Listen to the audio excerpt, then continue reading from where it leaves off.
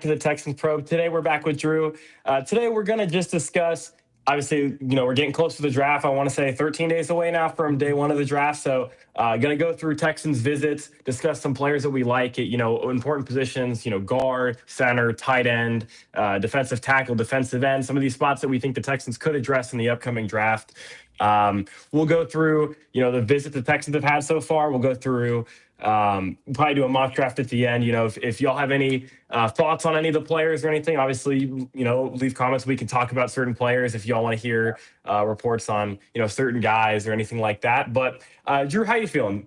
Feeling good. I think this is always fun to talk about when the Texans are in a good spot rather than being at a point of rebuild as they were in the past. It's really a good opportunity for them to, and for us to look at, what they've been doing with visits, rumors that we've heard, and kind of just trying to figure out what we can. I think we have a good idea of what the Texans are probably going to do during the draft just because their roster is just so well built at this point. It's really not too many areas that they're looking to fine tune, and more so some areas where they might want to add youth, and more so an area or two where they're just going to try to find a plug and play guy.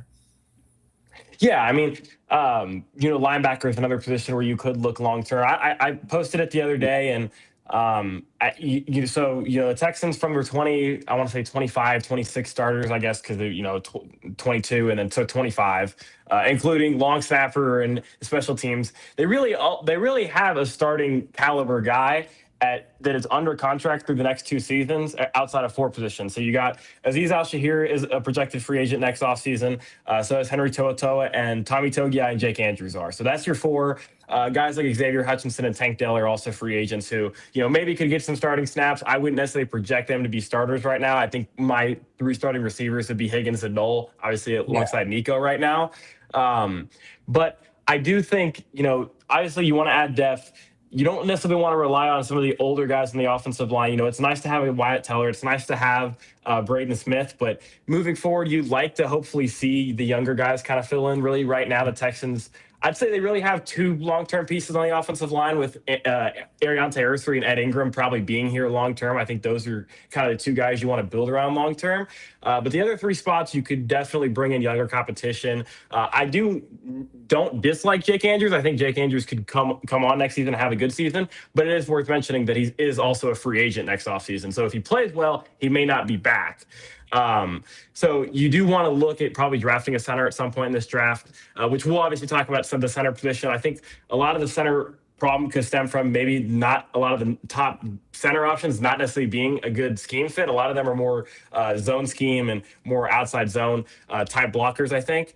But there are some options later in the draft that I like as well. And we'll obviously get into that. But Drew, maybe give us some prospects, maybe later in the draft or just some guys that you think fit what the Texans want to do on offense or defense.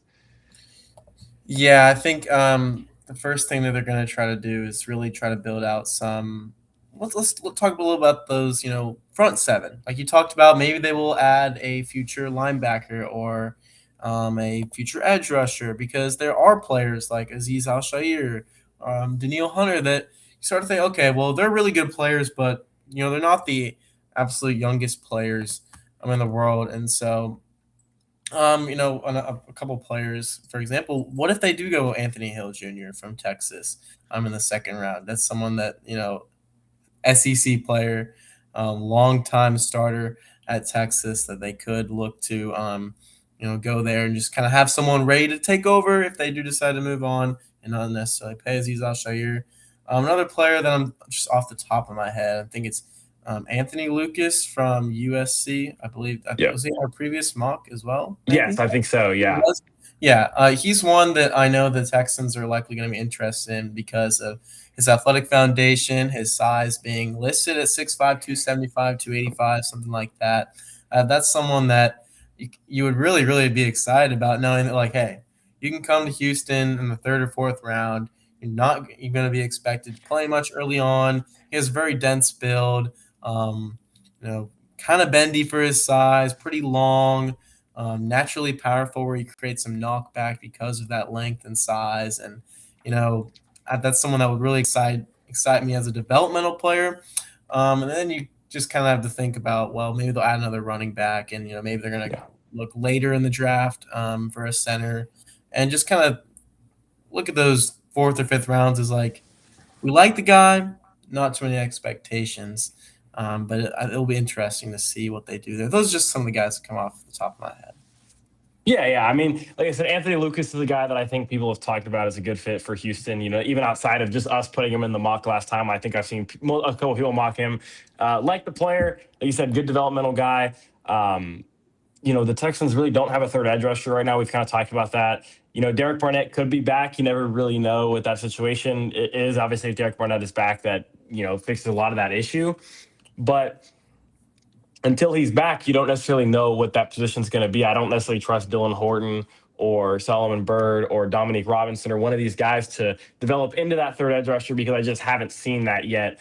And I do believe at some point you have to think about the future of, okay, Daniil Hunter is probably not going to be here for, you know, 5+ seasons. So at some point, you're probably going to want to get a younger edge rusher. I like Solomon Byrd as, you know, a fourth or fifth edge rusher. I think he's shown some good things during camp and when he's got opportunities in preseason and stuff, but not enough to necessarily say that they should not draft edge rusher, obviously. Um, and like you said, running back's another position where I think day 3 you're going to look at running back. I think running back and receiver are probably the day 3 spots that I'd look at if I was Houston. Some names that obviously Texans, you know, they visited with Tyron Montgomery, the John Carroll receiver, Caleb Douglas, the Texas Tech receiver. So there's 2 top 30. I want to say it could potentially be a local visit as well because some of those guys are from the area. So you don't really know necessarily. But 2 guys that could be day 3 picks for Houston, as you know, 6 receiver, that kind of option. And you know, at running back, there's some options I like as well. I like what's his name? Calborn from Wake Forest, I believe. Good running back. Yeah, Desmond Claiborne. Yeah, very explosive. Would be a very different type of back than what Houston's really had, which is something that I think you look at in this kind of situation.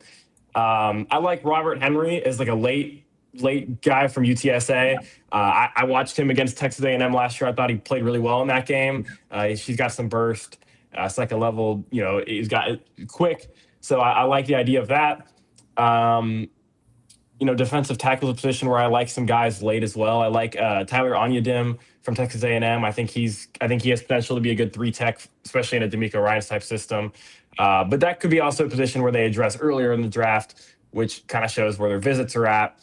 But Drew, so, you know, obviously you kind of talk about some of the later guys. What are maybe some of your favorites, you know, day 1, like with Texans picking at 28, who are you kind of looking at that spot and even 38 as well?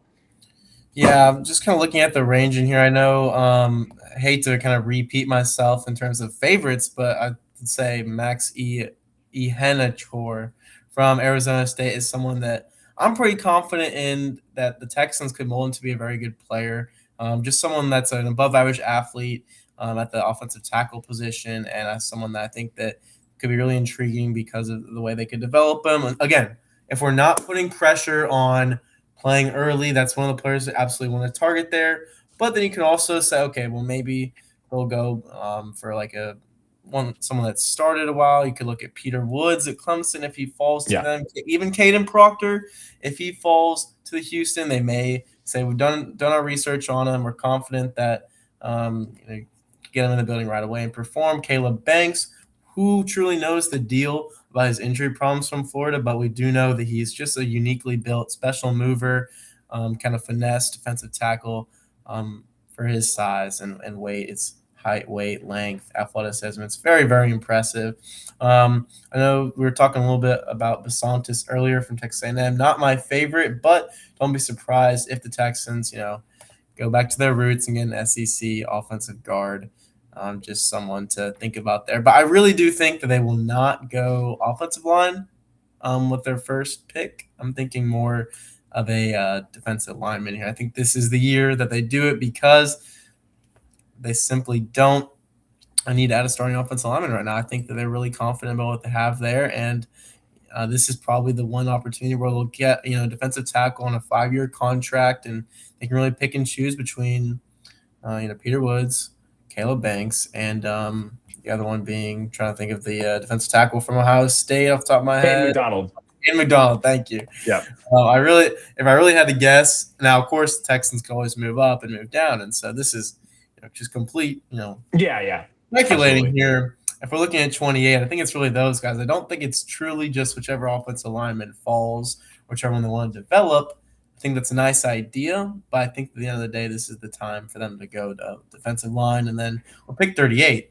You could really go best player available just because he feels so good about that cluster, that top 50 cluster that you have.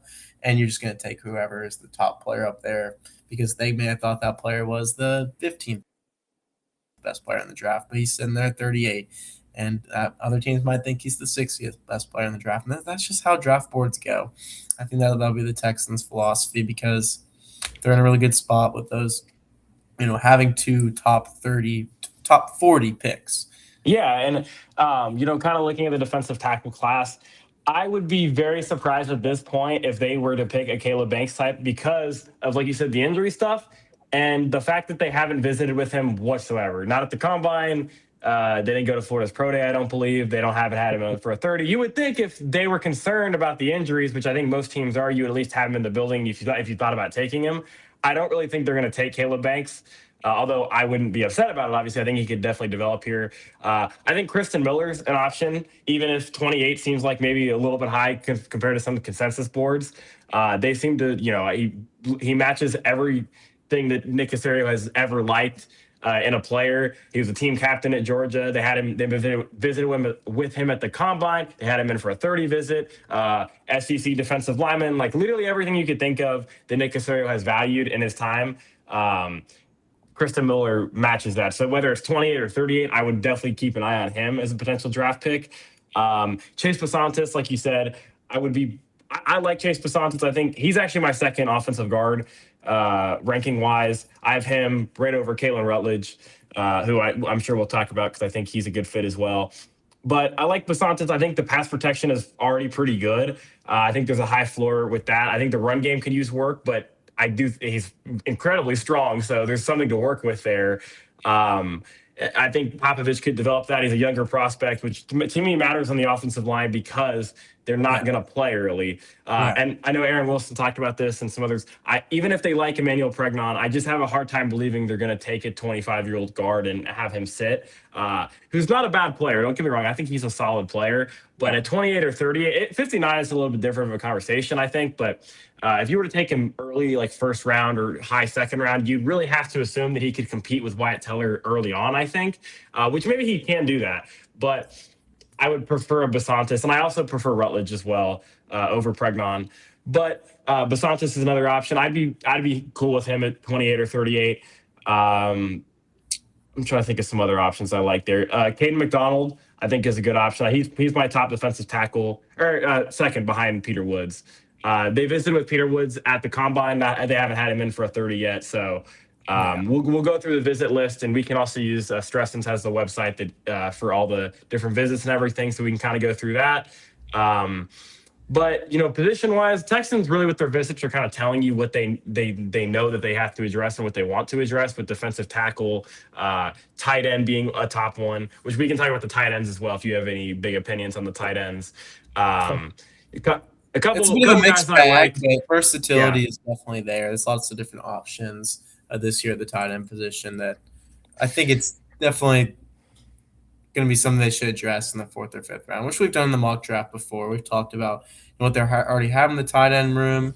We don't really think there's too much growth to see from what there's already in the tight end room. So if they're to add a younger prospect, a high potential player, that could be something intriguing for the front office. Yeah, I like some options that I like. I'll pull up my top 5 rankings. It's all right. I can just speak it out. But obviously, Kenyon Sadiq, top tight end. I think everyone would pretty much agree with that. Second tight end for me, I really like Max Clare from Ohio State. I think he provides some versatility, especially if you go back to his Purdue tape. He's a guy that really showed at Purdue very athletic receiving tight end, while also being able to inline block better than some of the other receiving tight ends in this draft, like Kenyon Sadiq, or my third tight end, Justin Jolly, NC State tight end, who very fun player. Not a guy I expect the Texans to draft, but I think in the right system, he could be a very good player. But yeah, I mean, Max Clare is my second tight end. Would like him at 69 or in that range. I like Oscar Delp. He's my fourth tight end.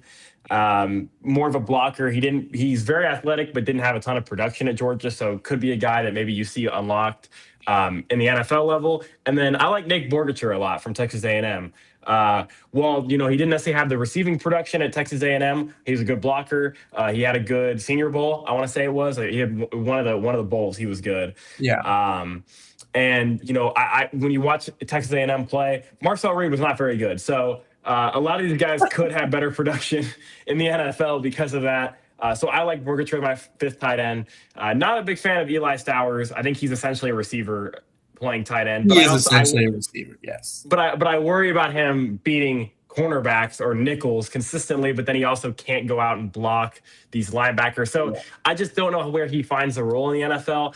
Kind of the same thing with Michael Trigg, who's a very athletic tight end, but I just worry about how he's going to fit into an NFL offense because the blocking's not there, and I don't necessarily know if he's athletic enough to go consistently beat these top nickels Yeah. or top linebackers in coverage. So yeah, those are my top tight ends. Any tight ends that kind of stick out to you as guys that maybe could fit the Texans or guys you just like? Yeah, I think honestly, there will really not be a day where we will see the Texans go for a big slot tight end. Yeah, It's I always agree. going to be a multiple tool tight end in this case. So totally agree with Max Clare. I think Sam Roosh is kind of Yeah. very similar in a way to Dalton Schultz as he does win with his body. He's listed at 6'6", 267 pounds. Ran a 4.74 yard dash. So obviously big body, possession kind of guy. But at the same point, like that's a developmental body at the NFL that you kind of want to work with a little bit there. And I think Eli Raridon from Notre Dame also just coming from that system, having a kind of a dense build that you can add muscle to, being a smooth mover too is something intriguing that they could look into. Jack Endries as well. I Hmm. think that he's someone who's just kind of been consistently productive in a way. Not the greatest route runner, not the greatest speed, but is good at his tools there. And otherwise, Tanner Kazul, Houston, kind of contested catch guy. Yep. He's not in your top five, but Yeah, I like Koziel. Good. He's a good. I mean, he's a fun player. Definitely yeah, could develop into a, a really good receiving tight end, but the blocking is a little it's a little bit iffy. of He concerning. kind of doesn't show effort on a lot of plays. Um, so I wouldn't necessarily. I think Koziel is a fine guy to take in the sixth round or in that range, but not necessarily a guy that I would want Houston taking very early in the draft. I think mid to late day three is probably where Koziel goes. But he's got a good frame. I think he's a good receiver, good after the catch guy, like you said. So I wouldn't hate the idea of Tanner Koziel at all, but I would wait on that. Texans also visited with Joe Royer, the Cincinnati tight end. Um, I think he's got good play strength. Is able to, another guy that kind of can block a little bit. They visited with, I forget how you say his name, Miles something from Tennessee, who another guy, maybe a blocker. He's not going to necessarily give you a lot in the pass game. Another option like that, I like. What's the yeah, Michigan tight end. Marlon Klein is another option as a guy that could be a good blocking tight end for you. So there's a lot of options at tight end, like you said. There's a lot of versatility because there's It's going one to of the be deeper certain ones. teams. Yeah, it really Mhm. truly is. Yeah. There's going to be a lot of teams that want this more receiving type of tight end, which I don't necessarily think the Texans are going to prioritize. So that could potentially lead you to be able to get one of these guys that you want, kind of in the range that you think, and not necessarily have to jump up the board to go get a Sam Roosh or one of these kind of guys. Which I know Sam Roosh is kind of a popular one right now Yeah, for a lot of Texans fans, which makes sense. Good scheme fit. Um, so I'm trying to think of other positions we can talk about. yeah. I think we talked a Go little ahead. bit about running back. I think that it's Yeah. it's it's gonna be more of like a how are you feeling? Do you really want to add a third running back this year? I think what we've seen from the Texans, it's not too. It's maybe a little bit too much to ask to expect them to truly add a running back this year because when did they really use three running backs? You know what I mean? They really haven't Yeah. used three running backs going back to the Mark Ingram days and the Rex and the whatever David days. Johnson. Yeah, David Johnson, things like that. But you can always see them go. Some names just to point out. You talked about Damon Claiborne a little bit earlier. He's a speedster.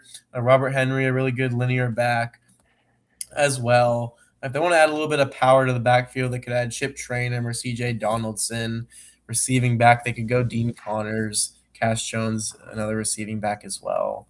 But I do like what they could possibly do with Woody Marks as a receiving back and a power back too. So that's not necessarily the position where I expect them to do too much. Yeah, and the Texans visited with a couple running backs. Adam Randall from Clemson got a 30 visit, as did Kalen Black, the Indiana running Yeah. back. So some options there. Later day three guys. Mm-hmm. Randall, more of a he's a receiving running back mainly. Was played receiver at Clemson before transitioning to running back. Very big running back. Where Kalen Black, I actually haven't watched Kalen Black. I don't really care to watch him too much. Do you have anything to add on him, or just kind of? Yeah, I think he was really the change of pace to Roman Hemby in the backfield. Kalen Black was. He Yeah, was a little bit more twitchier, smaller, just kind of quick in those short areas.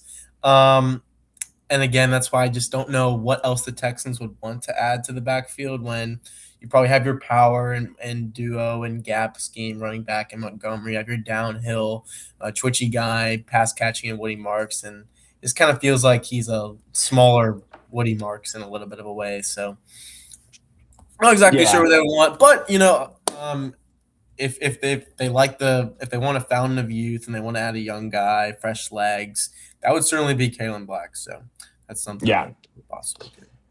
And two other names that I like is scheme fits, not necessarily guys that I think the Texans will draft, but guys that I like for what the Texans want to do. Katron Allen from Penn State, I think he's a good scheme fit. Physical runner, downhill guy's got pretty good vision. And Le'Veon Moss, who from Texas A&M, who I think is a very good running back, is just dealt with a lot of injuries, so Yeah, you just really don't know what yeah, he's going to be. But very physical runner. Doesn't necessarily have the top speed, but I really like his vision as well. I think Texas A&M's offense, back-to-back seasons when he goes down has really hurt from not having him as their lead runner.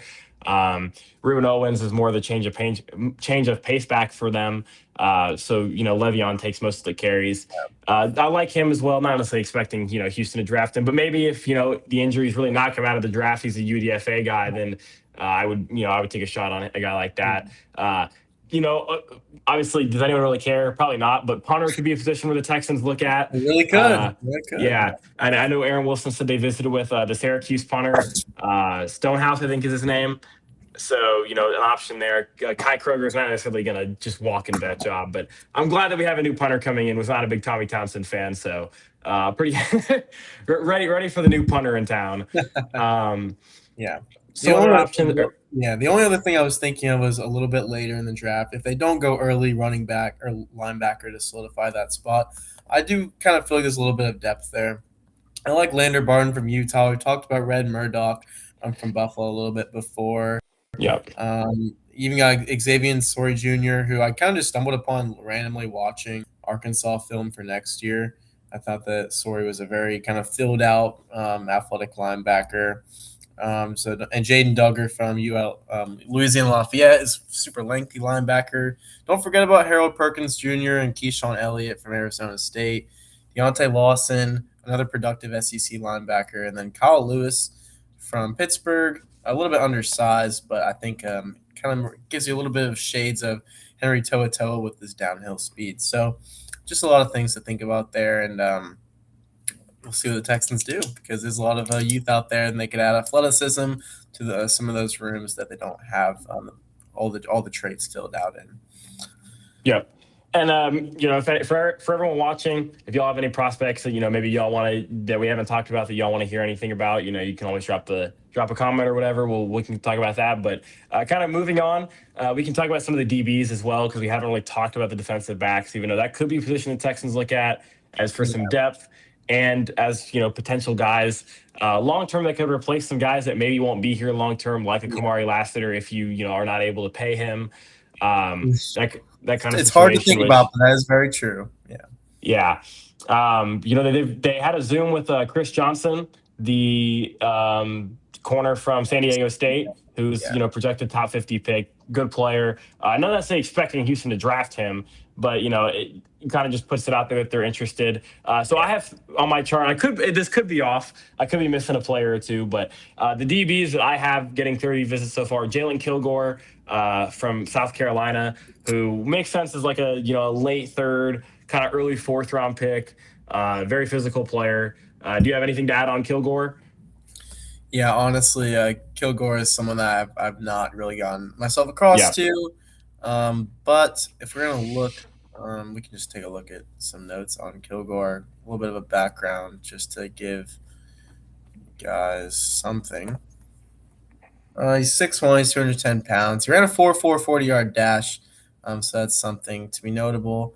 And you could see him in the same category as like a star nickel versatile player that's just hyper athletic.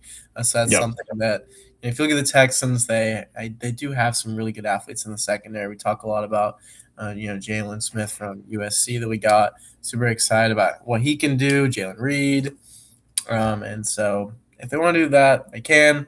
How many picks are the Texans even going to use in this draft? We have really no idea. But it's just something they could do this year to add a lot of more athleticism to the defense. Yep.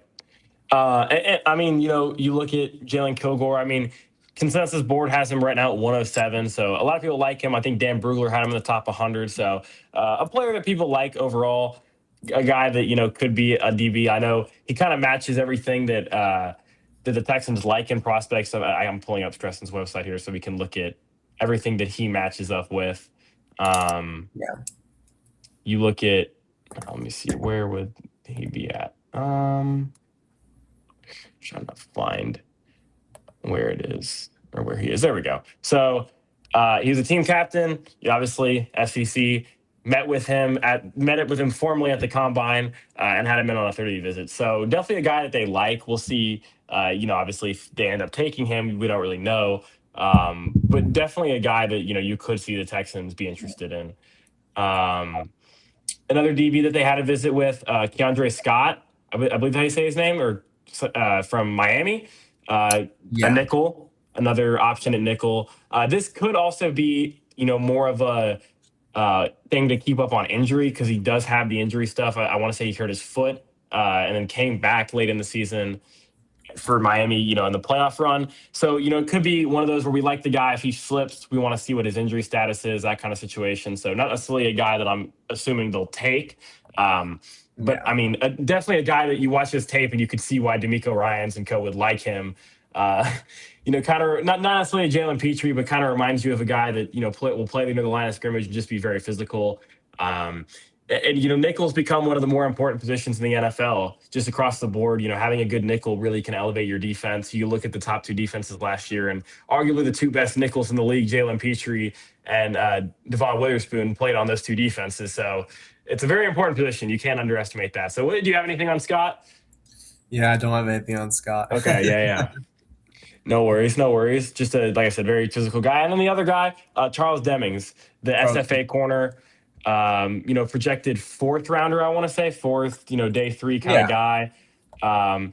This would be a type of guy that I think would make a lot of sense for Houston to take Yeah. as a guy that could, sit, not have to play super early. Yeah. And while, if you have to contend with the idea of losing Kamari Lassiter, he could, kind of develop behind these guys, not really have to play. You have Jalen Smith as well in this mix, so not necessarily a super big need at CB3. But anything on Demings? Yeah, I think that honestly, it's time for the Texans to get a player like Demings, who's productive at the catch point. He's got 35 career pass deflections. He's got really good linear speed, read and reactability as well. I think that would make a lot of sense because you see the Texans run a lot of cover 4, cover 3, where you're putting them in these quarters and these thirds. They're sitting, reading, and reacting. And you see how productive even someone like Kamari Lassiter has become at the catch point when he was not known for that whatsoever at Georgia. So I feel like Yeah, we're talking about players that just truly fit the mold of Texans defense in the secondary. I think Charles Demings would make a lot of sense, and it would give them it would probably give them a lot more comfort, frankly, that you're putting someone out there in the defense, that backup cornerback that has the size and the athleticism and experience, playing experience too. Yeah, and we'll see. The potential, a potential cornerback depth option is obviously Martin Emerson, who visited the Texans a couple days That ago. too, yes. Um, I would assume the idea is okay. We kind of have the physical on Emerson. If it becomes a thing where we don't necessarily get a corner in a draft, then you go sign Emerson. But obviously, they still could look to go draft one of these depth corners. So that's probably where they're viewing the situation with that. Let's see who else we haven't talked about. Oh, edge rusher. They visited with Zion Young the other day, the Missouri edge Yeah. rusher. Possible guy that, like, again, character kind of concerns are a thing with him. Um, but I Yeah. do like the player. I think there's a very high floor with Zion Young. Very good run defender, which him and Keldrick Folk are two guys that I think that are in that first round or first, second round range. Folk was going to go in the first round, but Young could potentially go to the second. That are guys that if you take them, you kind of, you're not necessarily thinking they're going to be the most upside. They're not going to be these all pro level guys, but Yeah. they're going to start in the NFL for 8 to 10 seasons probably because of the floor they provide in the run game and whatever you get from them in the pass rushing department. I like Kendrick Folk a lot, who they haven't technically visited with, but I think is a guy they could look at. Um, and Zion Young's another one. Anything to add on those guys? Yeah, I think the one that I would take would be Zion Young because, like you said, I think that his production against the run, his size, he is a Yeah. NFL ready player. He's 6'6", 262 pounds. I don't know if that's exactly confirmed or anything, but the point still stands. That's someone that you could really see being alongside Will Anderson Jr. for a long time, if that has to be the case. Where if you're looking at money and stuff like that, even at pick 28, Zion Young could be someone that they go with Yep. to get on a 5-year contract because of just like how comfortable they feel with him as a player, his strengths really fitting into their defense. I would say Kedrick Falk, he's a productive player. I think I want to say he's a little bit undersized, or not necessarily undersized, but he's got a unique size. He lacks bend. He's on the younger size too. More of kind of a power rusher that you might want to Yeah. get in there. So but we know Nick Casario. I would say Zion Young and Kendrick Falk, SEC, athletic players. It could really make sense. Yeah. I mean, I agree. Like those guys.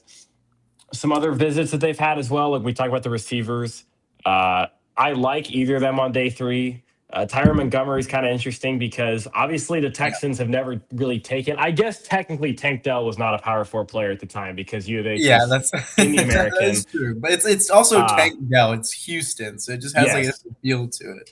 and then you also knew that there's a big difference between U of H and John Carroll University when it comes to competition level. So Yes. uh, it's not this would be a big jump uh, for the draft style, but it is John Carroll University. So if you want any type of connections with that university, the Texans are going to know everything about Tyron Montgomery as a player Yeah. because of the fact that they literally have like 5 coaches that are from that university. So um, I like Tyron Montgomery though. He had a really good, I want to say Senior Bowl was the bowl he stood out in. So smooth route runner. Obviously, I don't necessarily expect Tyron Montgomery to come in and like be a super productive guy, but Yeah. bottom of the depth chart receiver where they could look.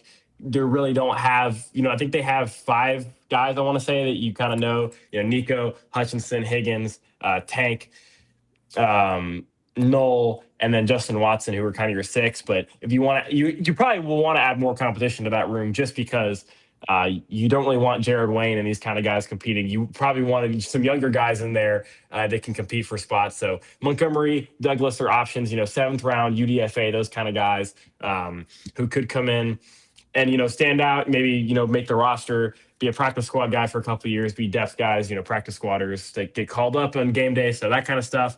Like those guys for that kind of role.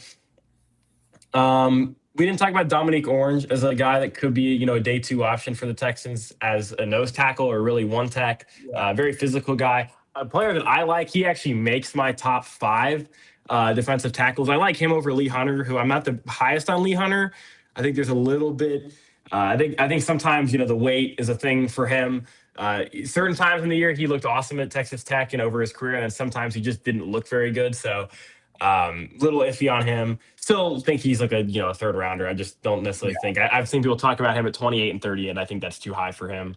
Um, but any guys that you're kind of thinking of, maybe that the Texans haven't visited with that you think are guys that, maybe at certain positions or just sleeper guys, maybe they look at cornerback or one of these positions where you're not expecting that, that you think could fit the Texans scheme. Yeah. All right, we can look a little bit of the secondary a little bit more. I'm trying to think of players in specific that I would really target. I wouldn't really say this is a deep cornerback class. We have Hmm. talked a little bit in terms of sleepers, how I like Jalen Husky a little bit from Maryland because he's one of the more sticky kind of nickels safeties, quick trigger recovery speed kind of deal from Maryland. Again, not saying the Texans are necessarily going to covet these guys. We Yeah. talked about BJ Payne before, really good play recognition, trigger as well. Kamari Ramsey out of USC, kind of a little bit undersized, but he's kind of a strong build. If they want more of a Jalen Petrie build kind of player, they could go with him as well. Hate to say it, but Michael Taffy, I think it's called Taffy, from Texas. He has just kind of been kind of the glue guy, and they just got a glue guy in Reed Blankenship. From Yeah. so I'm thinking if they want to go with someone that they could trust and be a core special teamer or someone that they could put in there and just as a second safety, quarters coverage, cover two kind of deal. You could put Michael Taff in there in like the fifth or sixth round. Just something they want to do, add some smart guys into the building. Yeah, another guy that I like that is a physical corner, that could potentially be this outside corner replacement for Kamari Lester. I've liked Will Lee from Texas A&M for a while. Yeah, Very, blanket. yeah, very very handsy cornerback. Like he Yes. will grab you down the field. But these are some things that we saw from Kamari Lester at Georgia too, where he didn't necessarily play the ball a lot. He was kind of very grabby down the field, and I don't think I think the difference is Kamari Lassiter is an all-world run defender at corner. Willie is not that type of run defender at corner, but No. in coverage wise, he's sticky. And man, I do like Willie as a player, as a day three kind of guy. So he's an option for the Texans later on in this draft. And okay, so we didn't talk about this. We were talking about this. Marte Mapu, who is Yeah. new Texans defender, kind of a Swiss Army knife of player. Hmm. Um, I know we were talking about kind of pre-draft what you thought of him, watching him a little bit. Do you anything to kind of add on him? Any type of excitement to see what he can bring for this defense? Yeah, he's kind of what you like to call a very much downhill player. Not going to necessarily expect him to show off some range and flip his hips or anything, but the downhill trigger, the physicality he can bring, the awareness, and ability to just go, go, go. Sitting over the middle of the field, I think they could probably use him as more of a Jalen Petrie nickel type to keep everything in the short areas for him. He's going to bring some physicality in the run game, but it's important that they find a defined role for him because players like him, when they're more of a hybrid safety, also being moved around, I believe, in college and in New England, just in terms Yes. of positions. I think it's very important that they just find a role for him, and I would put him in the box. Don't overcomplicate things for him. He's a really good athlete. He's got that downhill feeling for ferocious speed that you want to see in the box, and so just do that. And I think that also, while we were talking about secondary players that they might draft, adding Mapu and adding Emerson could really take that out of the picture to where they just don't have to do that. And they can really simplify what they want to do on the defensive line, what they want to, if they want to get a tight end, if they want to get a third running back, if they do want to add a sixth receiver, and they can make these signings and really simplify things. Yeah. And like you were talking about the position versatility from Mapu. I have the numbers here from the NFL snaps from PFF. So he played 386 snaps in the box over his 3 seasons, Yeah. 227 at free safety, 123 at nickel, and 37 at outside corner. So he's played all over the football field. I think the idea would be hopefully box, maybe a little safety, but more of a guy that just can kind of fill in, be a really good special teamer. And, if injuries happen, he can play a couple different spots. I think that would be the hope with Mapu. But, you turn on a tape in New England, he covers tight ends pretty well. He does, he's very, like you said, downhill in the run game, can come down very I guess not shifty is probably not the right word, but he's a tough guy to go block because he's physical and he can move pretty well for his size. Yeah. And really was a pretty solid player for New England when he got the chances. He just, couldn't really find a role to necessarily keep himself in New England. So a guy that I like as well. I think could play a role on the defense. I guess we'll see what happens there. Another guy that's a free agent after this season, so linebacker core is still going to be up in the air, depending on what happens. Although I do expect Aziz to probably get an extension this offseason. If I had to guess, I think Mhm. he gets one, but we'll see what happens there. Yeah. I guess we can go ahead and get into a Let's mock do the draft if you mock. want. Yeah, Yeah, let's sounds do like a it. man. Final mock before we get to the actual thing. We I would have really assume. put a lot of options out there, and so it'll be interesting to kind of see which ones we just kind of go out there and pick. Yep. Let me go ahead and get this up here. And obviously, I think we were kind of talking about this last time. We're planning on being on here for the draft at least the first day. We'll see about the second day.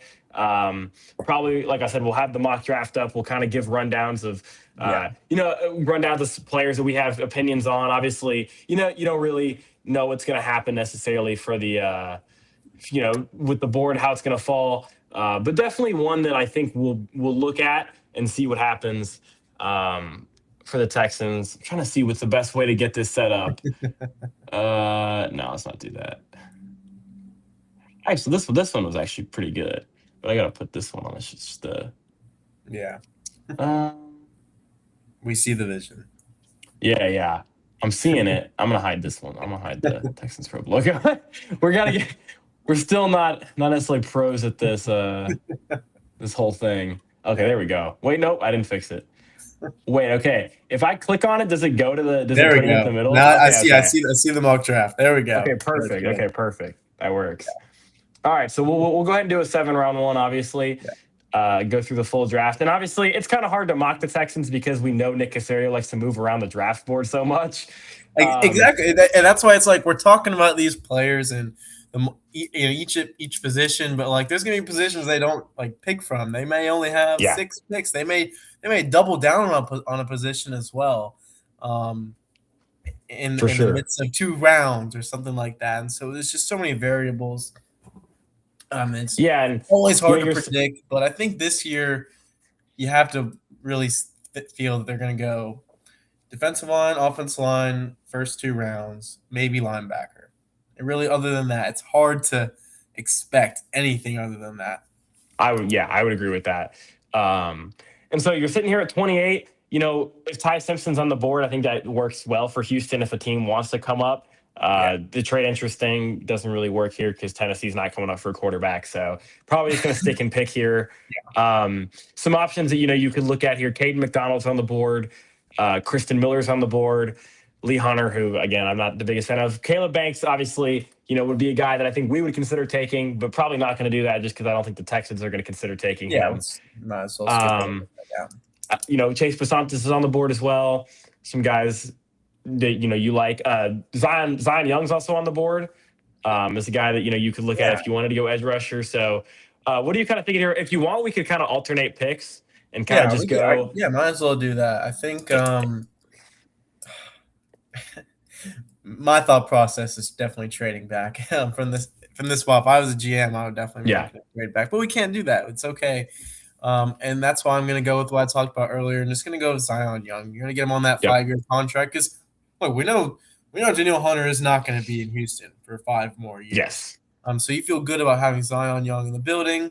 Not going to pay him a crazy amount of money. Going to expect him to stop the run, give you a good bull rush, let everyone else attack gaps, make moves, getting their one-on-one scenarios. So I like that pick enough. Yeah, and so now you sit here at 38. Again, not really a trade down option because first of all, Seattle's not coming up. They have 3 picks. So I don't know why they would have a trade up interesting, but I'm also not really a fan of moving down that many spots when Yeah, there's some guys I like on the board here. So obviously you locked up an edge rusher position for a long term. Some guys on the board here that I like as well from defensive tackle room. And potentially you could look to take one of these guys and then maybe try to move up into this 40 range to go get another one if you wanted to. So that could be an option as well, because I do think this is kind of the sweet spot of this draft to day 2, and like you said, I'd look to move down if you could in that first round range, but it just wasn't there.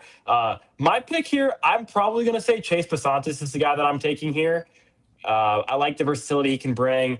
A younger prospect that I wouldn't say raw is the right word for him, but a guy that definitely could grow into his size. in his strength more than he has so far. A guy that I know a lot of the top guys. I want to say Brennan Thorne, who really does a lot of offensive line work. Had him as the second guard on his Yeah. board. I want to say top five total linemen. Nate Tyson, his dad, big fans of him as well. So I think a guy that makes a lot of sense for Houston. I would take him over Pregnon. I like Rutledge a lot, but I prefer Basantis. So I'll take Chase Basantis here. And Yeah. so, do you want to kind of wait this board out, or is there a guy that you necessarily want to move up for you, or would you just want to I kind of think play it out? Okay. one. I mean, again, I think the target for them will be a trade in the first 3 rounds, Hmm. but I think more so with those first 2 picks, you'll likely see get moved there. I see a lot of interesting options, just generally Yeah. speaking. Let's take a look at the board. You can Yeah, just so you could again look at you could look at one of these offensive line spots. yeah, I think we could look at obviously defensive tackle is a spot where we could yeah, look. Now I like Dominique Orange at this spot. I think that would make sense. Grayson Halton's a guy that I know some people like. yeah, Um, I like.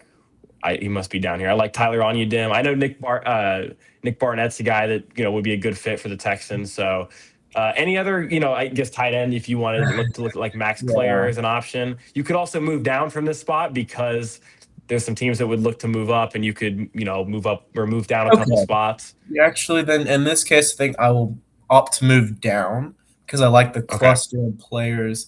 Because honestly, you could go tight end, you could go center, you could go defensive tackle. You Yep. could even go running back from this spot too. And so, if you're just moving down, I think we'll um, go probably go there, 66 just because I know Tennessee probably wouldn't make a trade with Houston, but it really yeah, doesn't make sense to trade down with Seattle because Seattle has 3 picks. So yeah, we'll just kind of mock this in this agreed. range. I'll say we could go like kind of something like this, maybe that could work. You had two, I want to say, is that fifth rounders?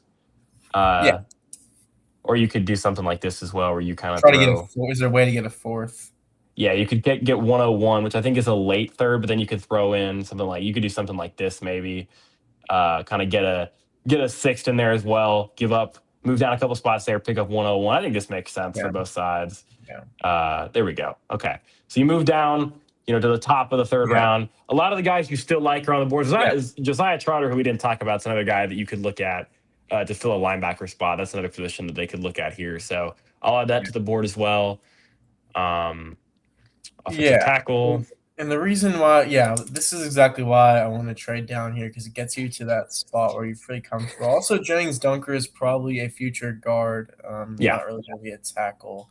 So yeah, that's I another agree. person the Texans could look in at the third round if they don't go with Basantis.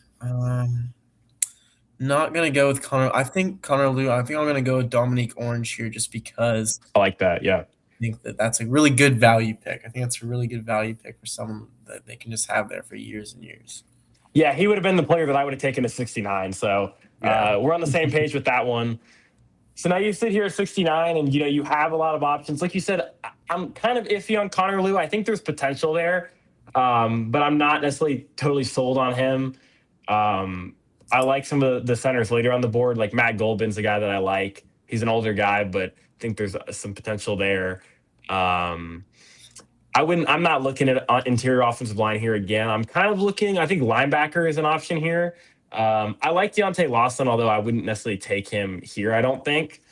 Harold Perkins is the guy I know the Texans visited with the combine, which is probably notable because he's a projected later pick, but could be a guy that they maybe want to develop. When you talk about guys that a lot of players are up for at that position that aren't necessarily going to be here long term, so that's an option as well. Um, I like Crownover from Texas A&M, but not necessarily a guy that I want to take here. I think I kind of like the tight end options more than I would say Yeah, you do have the Max other Clare. spots. I mean, that Yeah, would Max probably Player is a be the guy that best I spot would. to get Max Clare. Yeah, because we already took the edge rusher. Yeah. Linebacker, I don't necessarily. Kyle Lewis, like you said, is an option, but I think I prefer the tight ends here. Yeah. You could go running back if you wanted, but I'll probably pass. I think Max Player makes sense here. I'll do that.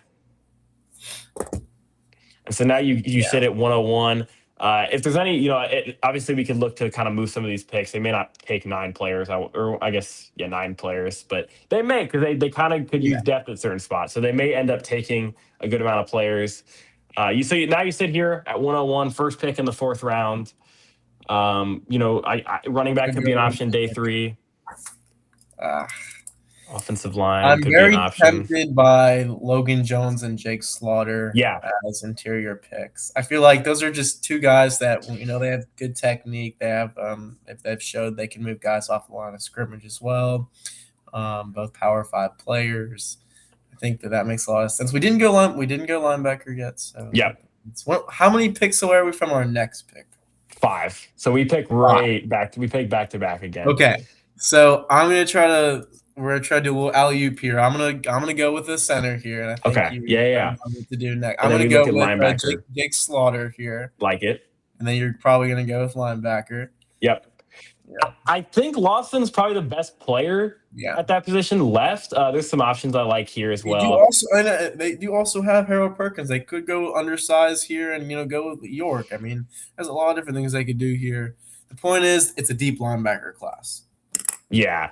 Lawson, I want to say, has an injury thing. If you want to go to James Foster, who, by the way, does a really awesome job. Probably one of my favorite draft people to kind of follow through, but he Yeah, doesn't have him that high. But he kind of there are some concerns about his coverage, I'd say. He's more of a run defender. But another linebacker, I mean, Alabama linebacker that has some coverage issues is Henry To'oto'o again. So, not necessarily a guy they haven't looked at before. I'll go Lawson here. I think that makes sense. yeah. Matches what they like doing. I would have taken, Perkins there could work as well. Like you said, York, I did like York at A&M, but I do kind of have concerns about him in the NFL level because he is just very undersized. Okay, Um, so now so you're sitting here at for 141, top pick of the yeah, fifth round. So running back's an option. I know Claiborne is out there. Ott Allen, Kalen Black is still there. Safety um, could be an option as well.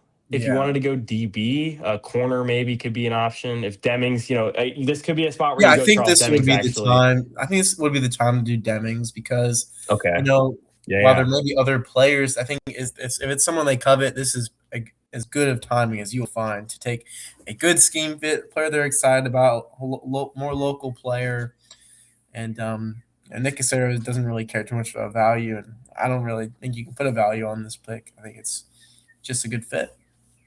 yep. And so now you sit here 194.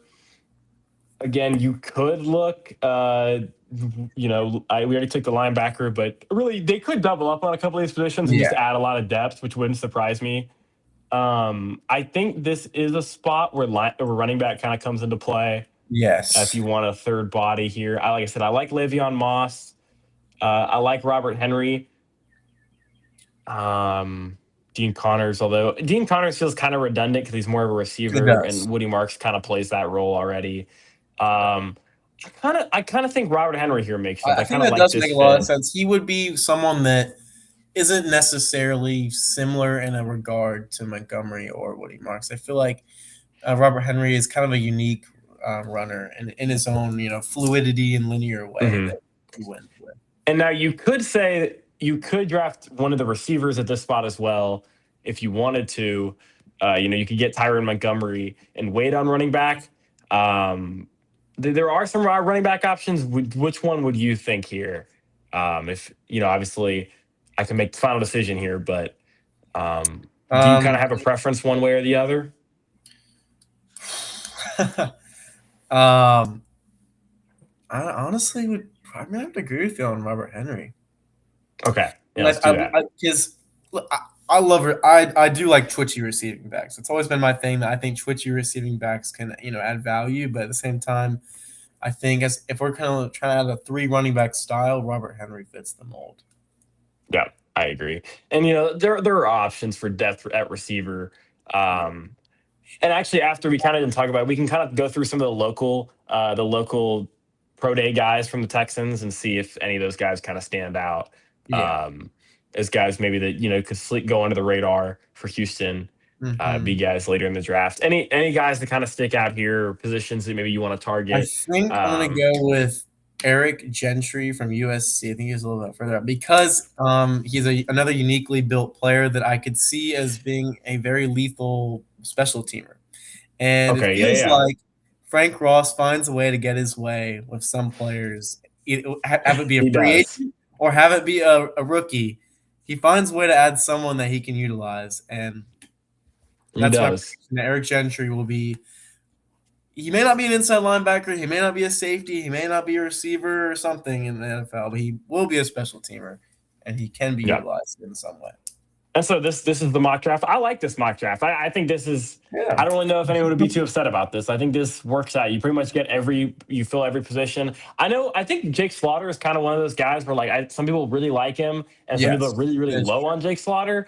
I Yeah. know Dan Brugler, who dropped his the BC the other day, has him as the top center, and then James Foster, for example, has him. I want to say as a 6th round grade. So it's a very different, very I'd say different type Yeah. of board for people. But again, another option there where Jake Andrews is not going to be under contract for more than this season, and maybe they don't try to bring him back. They've talked about trying to upgrade center, so Slaughter gives you an option right outside the top 100, and Lawson Demings kind of give you these depth spots on defense, and obviously you kind of know what you're getting for the Yeah. top 4 guys, I'd say.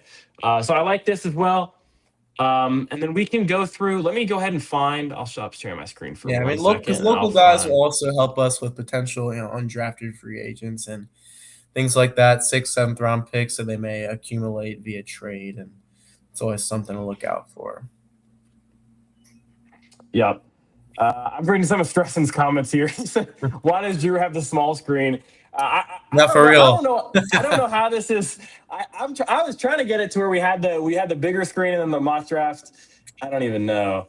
I'm not a tech savvy person when it comes to the podcasting. I think I'm more when it comes to Twitter. I kind of have it down, but we'll figure it out before the draft. We'll Yeah. get this. We'll get it sorted out.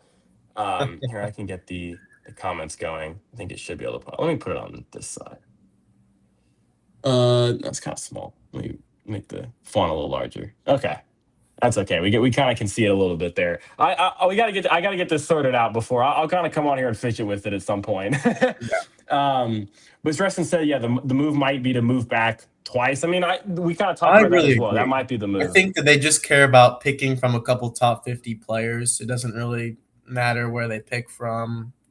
I think that they're going to get their guys at the end of the day, and if they miss out on somebody, that just tempts them to trade back a little bit more, accumulate picks, and go back to that correct cluster. It said change the mock to the big screen. It's so small. I'm gonna post it after this. So if y'all couldn't see it, y'all at least got to hear about the type of players we're talking about. But like I said, I'll get that fixed because I'm not great about that kind of that kind of technology stuff. We got to get it all sorted out. But here, I'll pull up. I'll go through the list of guys that Aaron Wilson reported as players that the Texans visited with or had it for their local day. Let me get Yeah. this pulled up. So I know a couple guys. Tyron Montgomery was there. Yeah. Let's see. Any other reported visits? I don't think so. But so you had some names that kind of people know, or we've heard about. Kyron Drones was a Virginia Tech quarterback. Was there? Don't really. Interesting. I want to say, usually try to have a quarterback just so they can get the Yeah. workouts in for the receivers. That's really what it's about for the quarterback. Last year, I want to say they had Donovan Smith, the U of H quarterback there. So I don't really think the quarterback means much. EJ Smith was there, Texas A&M running back, son Okay. of Emmett Smith, actually. More of a receiving back, I'd say. Not necessarily a guy that took a ton of carries for Texas A&M. Tyron Montgomery was there, which we've talked about. Yeah. Montgomery, was a guy that Aaron Wilson talked about it, but he tried to enroll at U of H and be a walk on there, which is kind of funny. Cool. But it was during 2020, and then I want to say because of the way that the COVID season worked, it just didn't work out for him. Yeah. So he ended up going to well, he went to Nicholls State, and then he went to John Carroll. So kind of an interesting story there. Like you said, he stood out at the Senior Bowl, twitchy receiver. So a guy that you could look at later. Cam Dewberry was there, Alabama offensive lineman, former top recruit at Texas A&M. Started like 30 games. He said he played 32 games at Texas A&M and started 13 for Alabama. A guy that you could look at late because historically Nick Caserio likes these kind of big recruits that maybe don't work out, and then you take them as guys that you could try to develop, maybe an undrafted type of guy. So just got to look at there. Omri Porter, Rice cornerback was there. Stephon Johnson, U of H receiver. Shad Banks Jr., TCU transfer who went to UTSA, Yeah. was there. Florida right guard Damian George Jr. was there. Furman safety Talon Blaylock was there. And then they had Fielding, who was the Ohio State kicker. Okay. Colin Wright, another one, so Stanford corner. Jacob, or what is that? Joshua Eaton was there. I guess played for like 8 schools, it looks like. So interesting guy there. And then he included that they invited Carlos Allen Jr. and Ethan Sanchez, who both played at U of H, but they declined to go to the Atlanta Falcons local day because U of H was already, or they were already at the U of H pro day. So makes sense there. Yeah. Any guys there that kind of stood out to you? I think Shad Banks is probably the one that um, is, maybe the one that probably is the highest on consensus boards right now, along with Yeah. Tyron Montgomery. But anything interesting about any of those guys? Yeah, I'd say look at Colin Wright and Carlos Allen in the 6th or 7th round. I think Colin Wright's kind of a springy cornerback, decent length. I know his height's only 6 feet tall, but I remember getting eyes on him. And same for Carlos Allen. He's one of the more athletic defensive tackles in this draft class. A decent anchor against the run. So something you could absolutely see them doing.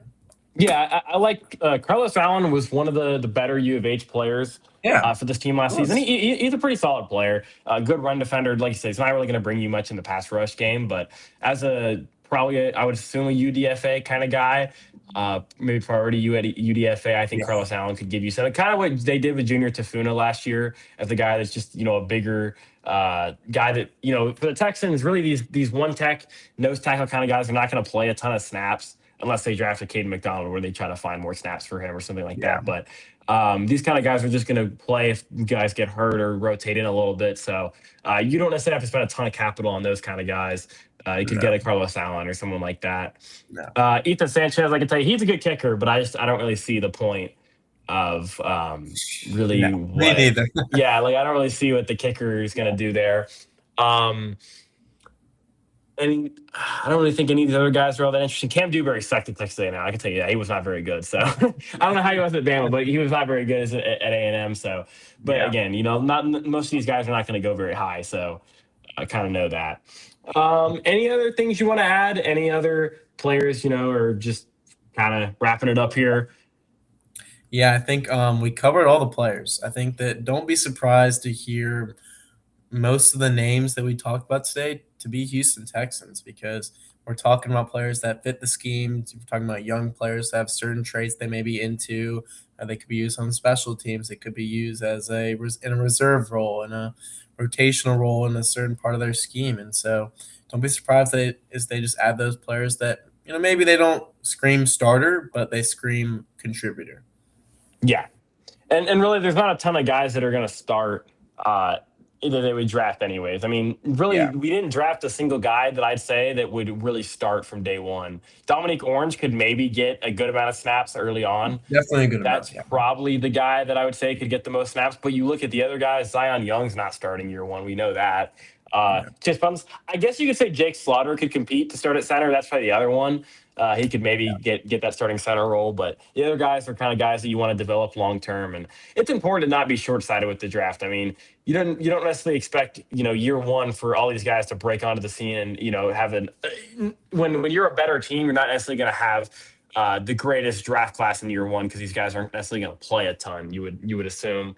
yeah, You go look at last year's draft with Jaden Higgins didn't play a ton early. Urser was the only real starter the whole year. Higgins was kind of stuck yeah. behind That was Hutchinson it. for a lot of the year. Noel didn't play a lot on offense, right? He found a role. Jalen Smith was the guy that they'd play on third down in certain situations, but he couldn't stay healthy and then just kind of fell Yeah. out of the rotation as well when he was back. So, um, and then I'm trying to think who their fourth round pick was last year. Jalen Reed maybe is Yeah, also kind of Jalen falls in Reed. the Jalen Reed category got in there now. a little Probably, bit, right? probably a future starter. Definitely probably a future starter. Yeah, But again, this is all about yeah. the So. future. Like they all have traits the Texans like and are eventually going to contribute at an even higher rate. And so expect I guess the first year production rate to be very similar for this year's draft class and future draft classes as well.